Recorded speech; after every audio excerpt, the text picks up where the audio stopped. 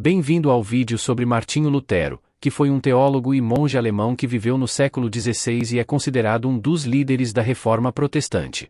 Antes peço que ajude o canal se inscrevendo e deixando um like se possível. Obrigado.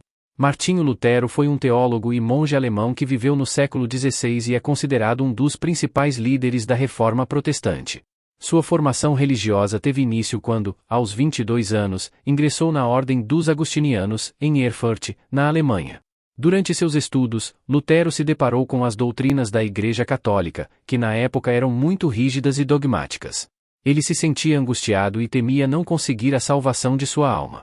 Foi então que descobriu a doutrina da justificação pela fé, que pregava que a salvação não dependia de obras, mas sim da fé em Jesus Cristo.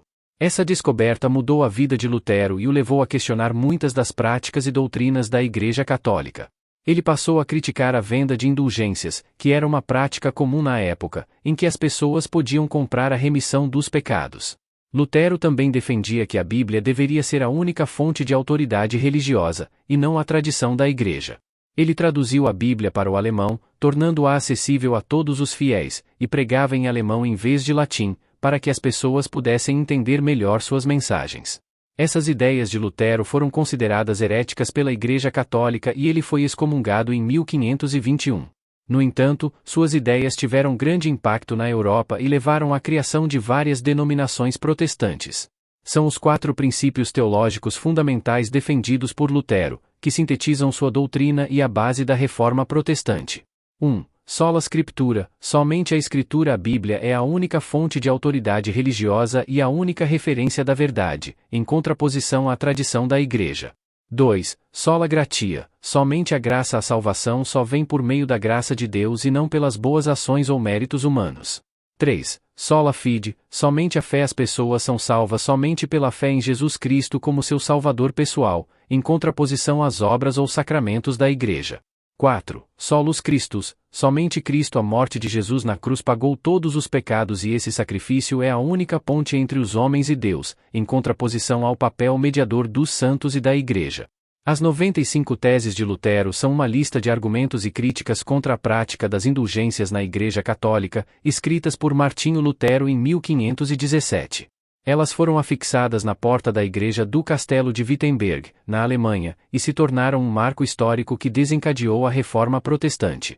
As teses questionavam a autoridade do Papa para perdoar pecados, a venda de indulgências como forma de perdão e a necessidade de arrependimento genuíno para alcançar a salvação. Elas foram amplamente divulgadas e contribuíram para a disseminação das ideias reformistas de Lutero. Martinho Lutero tinha a intenção de reformar a Igreja Católica, não de romper com ela. Ele acreditava que a Igreja havia se afastado dos ensinamentos bíblicos e se corrompido com práticas como a venda de indulgências.